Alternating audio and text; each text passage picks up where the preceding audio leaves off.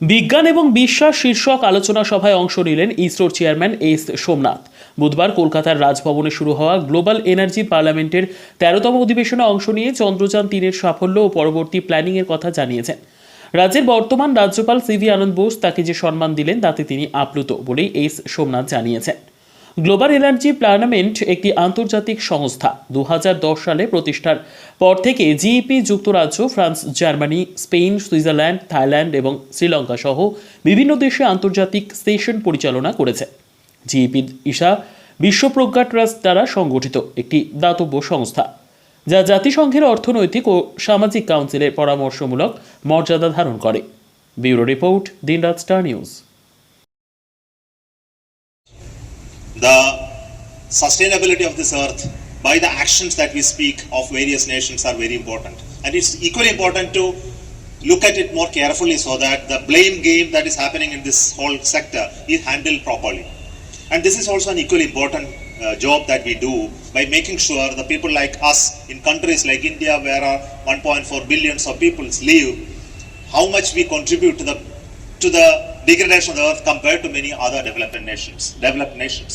I think these narratives are very important to be addressed by appropriate measurements of various contributions happening from this.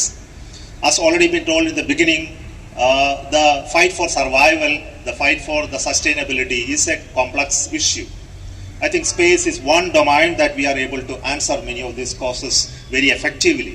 I think we will also hear that recently our Honorable Prime Minister has made an announcement that we are going to launch a satellite called G20 satellite. And this is for G20 nations. And this will be done by ISRO and built by payloads contributed from various nations all across the world. G20, we have given a call to all the G20 countries who have capability in space technology to come up and put their payloads. And you know the focus is exactly the same, the environment, sustainability and survival of the human race. And we would like to address this specific issue using one satellite that we are going to launch, and recently government was very happy to support us to clear it and make it happen in another 2 years. It's something wonderful to happen, how to build a satellite for the whole world. And we are again demonstrating the motto that we have put today in the Global Energy Parliament discussion. Today I know that I have been honored for the stellar achievements of this organization, which is very iconic today. After landing on the moon, Chandrayaan-3, we made a big difference to the whole nation and the whole of all the Indians to believe in themselves. I think this is something that is very important. Science and technology is going to be the one prime mover for the nation to become on the top.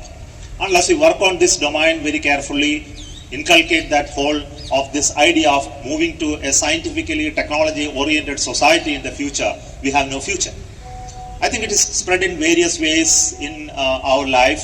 To be a leader in science and technology means that we create our future in the times to come.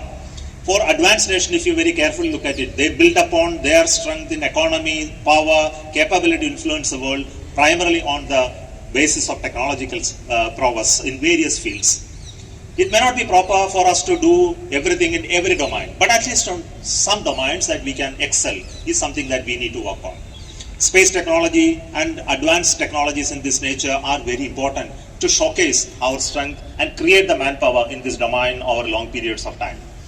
The actions by the government in terms of opening up the space sector is something really wonderful, and you can see the effect in the last 2 years, how new companies and startups have come up in space sector willing to create the rockets and satellites and applications that never happened before. It's something very wonderful. From Asia, and India's distinguished scientist, Sri Somanathan, on this occasion, when we are about to hold the 2023 session of the Global Energy Parliament, I remember with pride that so far I have been the speaker of the Global Energy Parliament.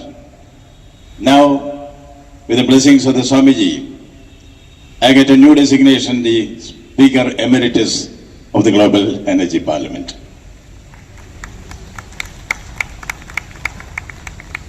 I am delighted to be able to present this award of excellence to my friend Sri Swaminathan, whose silent efforts has made the new generation change the adage, sky is not the limit. So far we said, sky is the limit. Swaminathan has amended it in his own way. Sky is not the limit. He has been the master of the outer space. I remember the days when I used to be working at close quarters with ISRO. At that time, Padma Vibhushan Madhavan Nair was the chairman, the illustrious predecessor of the illustrious Swaminathan. I had the onerous responsibility of representing the government of India in the recruitment and promotion of the scientists in ISRO.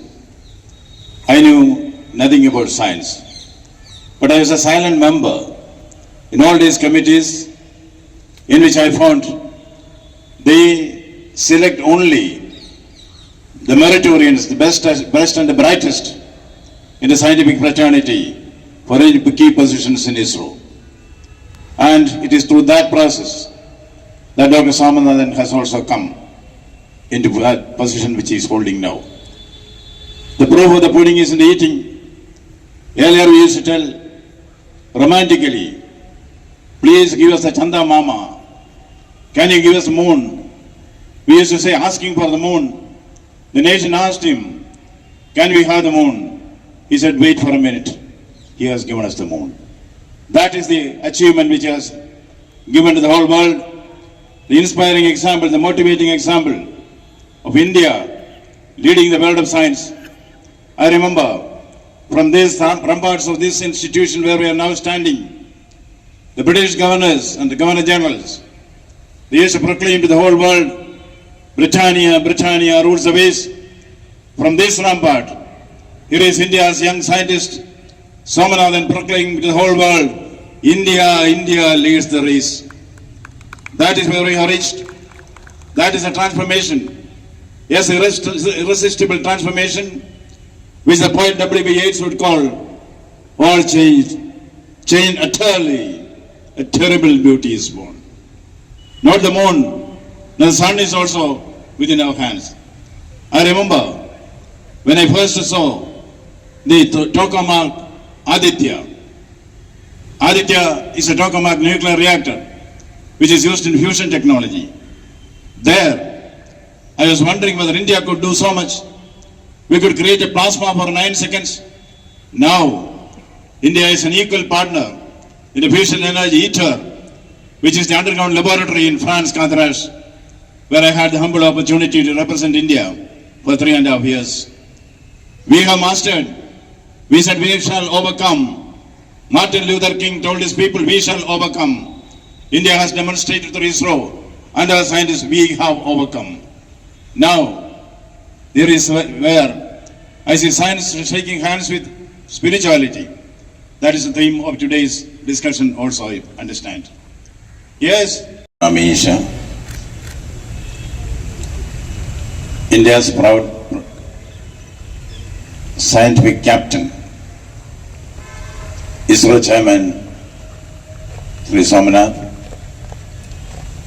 honorable members of the Global Energy Parliament, distinguished delegates, friends, and of course, our respected and very dear Lady Kala. To us, Dr. M. S. Swaminathan said, from the days of Green Revolution, we should come to the days of Evergreen Revolution.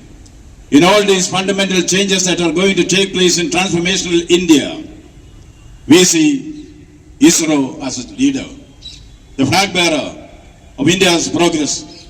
Yes, through science and technology, we have our future. The goal is far. The road is long, but the march is on.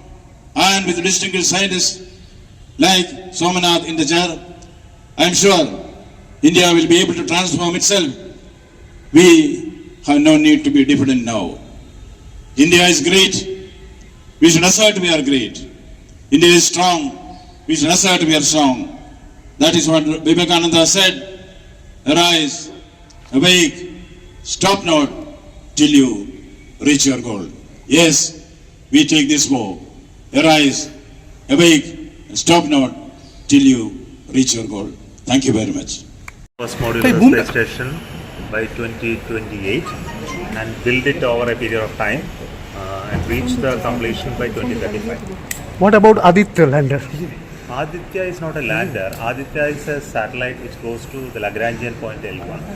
So it's on its way. Our expectation is by January 7th, it will be able to enter the Lagrangian point. We have to do some maneuvers to make it enter and it will be there. Yes. বুমটা off করে দিয়েছিস আরে জানি আমি Sir, you mentioned at your speech that ISRO will going to launch a G20 satellite. Yes. Some This is announcement that's Honorable Prime Minister already done in the G20 summit, the concluding session.